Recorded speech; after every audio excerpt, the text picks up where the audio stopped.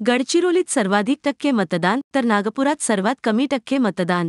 देशातील लोकशाहीच्या सर्वात मोठ्या उत्सवाला आज सुरुवात झाली।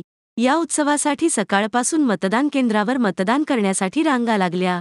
मतदान प्रक्रिया पार पाडण्यासाठी 18 लाख कर्मचाऱ्यांची नियुक्ती करण्यात आली आहे। लोकशाहीच्या उत्सवाला आजपासून प्रारंभ होत आहे। मतदानाचा पहिला टप्पा सुरू झाला आहे। देशातील 102 जागांवर मतदान होणार असून त्यात महाराष्ट्रातील 5 जागा आहेत। 21 राज्यांत 102 मतदारसंघात 1625 उमेदवार निवडणूक रिंगणात आहे। सकाळी 7 वाजता सुरू झालेले मतदान संध्याकाळी 6 पर्यंत चालणार आहे। पहिल्या टप्प्यात आज विदर्भातील रामटेक, नागपूर, भंडारा, गोंदिया, गडचिरोली, चिमूर, चंद्रपूर या मतदारसंघात मतदान होणार आहे। नक्षली भागासह संवेदनशील मतदारसंघामध्ये चोख सुरक्षा व्यवस्था तैनात करण्यात आली आहे।